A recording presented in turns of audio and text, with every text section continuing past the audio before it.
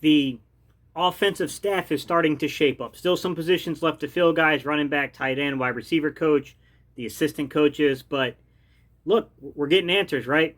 We know who our head coach is, Nick Sirianni. We know our offensive coordinator now is Shane Steichen. We know that our passing game coordinator, or passing game analyst, however you want to title, it's really the same exact thing, is Kevin Patullo. So Jeff Stoutland is returning, it seems like, to be the offensive line coach. I'm going to hold that until it's finalized, but that's what it appears like.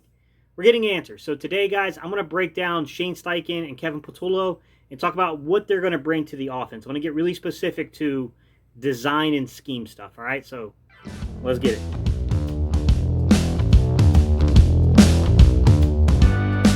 What's up, Eagles Nation? What's going on, NFL world? How you doing, division rivals? This is Stephen Hyder with Gate City Sports Channel. Sports Channel where the cerebral NFL fan comes for about 10 minutes of daily content. Good morning, good afternoon, or good evening, whenever it is you get around to watching this. Once again, guys, my name is Stephen Hyder, and this is Gate City Sports Channel.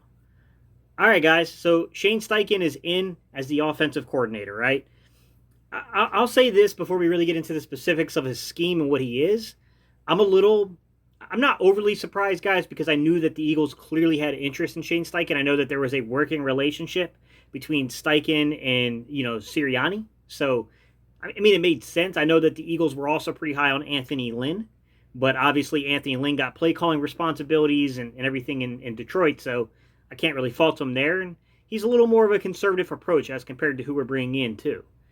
Shane Steichen, look, I thought that there was a chance he'd be retained by the Los Angeles Chargers, but it looks like that Staley wants to maybe go his own way, and he's got guys from that, McVay tree that he might want to pluck. So, Steichen became available, and he's a Philadelphia Eagle now. So, look, I'm going to talk about the specifics about his scheme, guys. So, without further delay, guys, let's just jump into it and let's talk about this scheme and what it is not.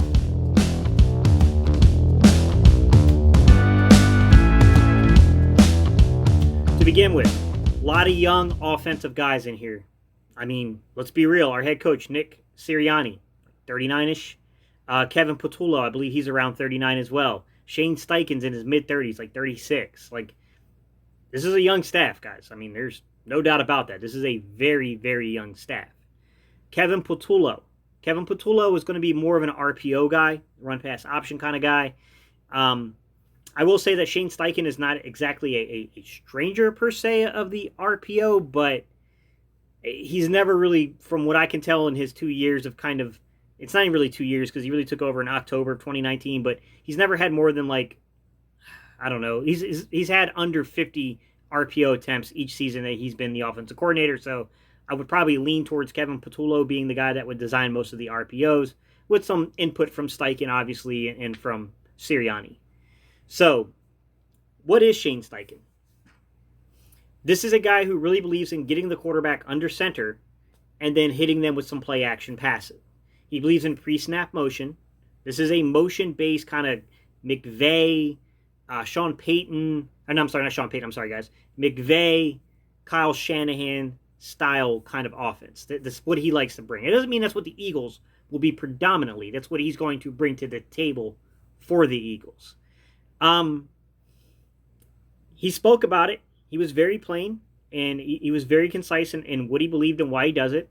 And from what I can see from watching some of his interviews is that he just likes to affect the linebacker zones. Like, if you can hold the linebacker's eyes for a few seconds with play action and affect how deep they're getting back into their dropbacks, into their zones, then you're allowing a big arm quarterback like a Justin Herbert or a Carson Wentz to pick you apart. And that's what this guy believes in. Next up here, this is a little in-the-pocket play-action pass right here with Tyrod.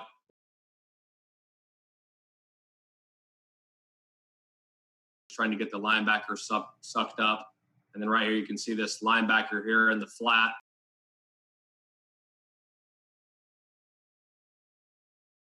He gets bought up on the play fake. He doesn't get enough depth. Tyrod does a good job of.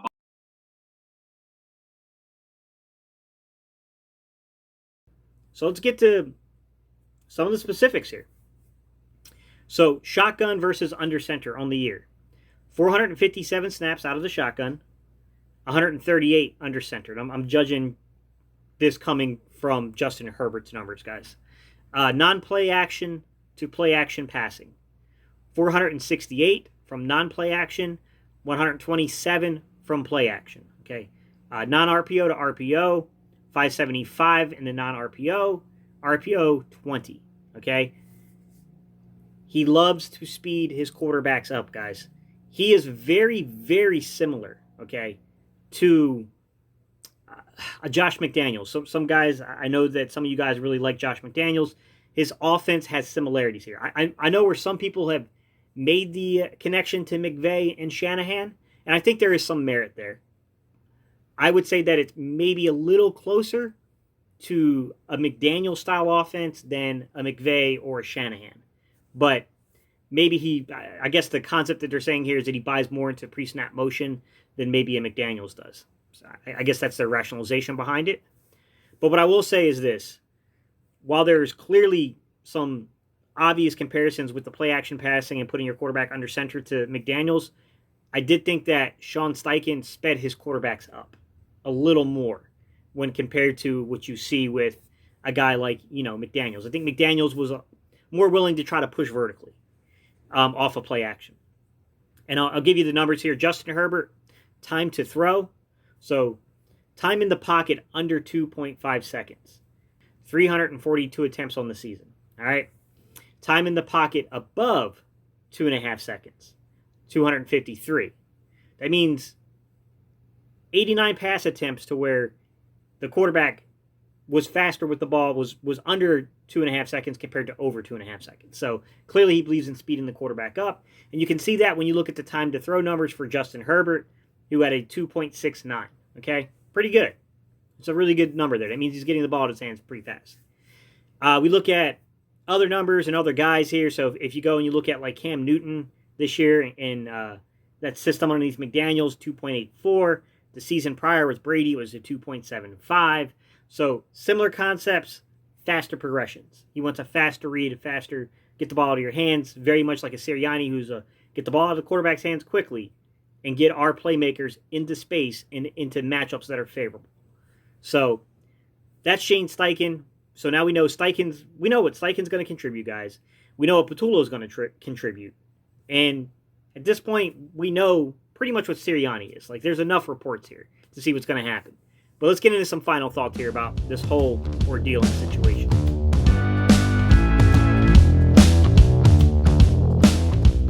Let's talk for a second about what this means for Carson Wentz or Jalen Hurts. I'm going to use Carson's numbers because he's got a longer track record to pull from to judge Doug. And what I will say is this. Don't get overly enthused about play action because Doug in 2019 ran a lot of play action, man. He was very much McDaniels-like in the play action. He ran 149 plays out of play, from play action. I think where the difference is when you look at a guy like a McDaniels, you look at a guy like a Shane Steichen, is how often he had his quarterbacks under center. So when I look at 2019's numbers, he only had his quarterback under center 89 times. When you compare that to the 138 times that Shane Steichen had Justin Herbert under center, that's a 35% increase in the amount of times the quarterback is under center. Okay. Does that mean that we're going to see Carson Wentz return to something that would resemble his college offense a little more? Potentially, guys, but I don't know. I mean, how much input is Shane Steichen going to have over Kevin Patullo? How much input is, what's the dynamic between Patullo, Steichen, and, Sirianni? Like, who's going to have, you know what I mean? Like, I can't judge that, guys. I don't know. Like, I don't know. I do know that play action passing might be better sold if you have a more solid running game. Right? So if you're a little more honest in your runs, then I think it could be effective. I think that's what we saw in 2017 with Frank Reich, Doug Peterson, and Carson Wentz, was that when you could sell outside zone, right, a wide zone running kind of scheme mixed in with play action, it makes your quarterback look a lot better, right? A scheme can fix so many issues with a quarterback, guys. I'm not going to lie. That goes for a guy who's struggling with his pocket mechanics, even in his going into his sixth season, or a young guy that only has 4 games under his belt. The scheme can simplify things for the quarterback. That's just a fact about life, guys. It's how it works. I will say that even if you go back to 2019, I felt like 2020 just slipped away from us in terms of how we tried to function in this offense, because Look, guys, in 2019, Carson Wentz had 314 attempts of 2.5 seconds or less, okay? And he had 293 attempts at 2.5 seconds or greater, which was, 21 more attempts under 2.5 seconds compared to over it. Like, that's a favorable rate. He had a 2.71 second time to throw statistic. Favorable number. That means the ball wasn't being held like we saw in 2020, okay? I think we're going to see a return more so towards that. I mean, we're hoping for 2017 type magic, but I think we'd all would take 2019 at this point, as long as the receivers can outplay what we had in 2019. That's what I see kind of coming into fruition here with these type of things, guys.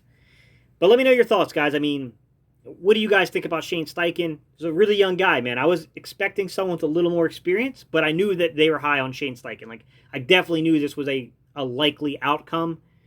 But a part of me always kind of felt like, hey, like bringing in a Jim Caldwell or someone like that, which I know getting Jim Caldwell to come out of retirement and taking time away from his kid was going to be a difficult ask to begin with, but a guy can hope.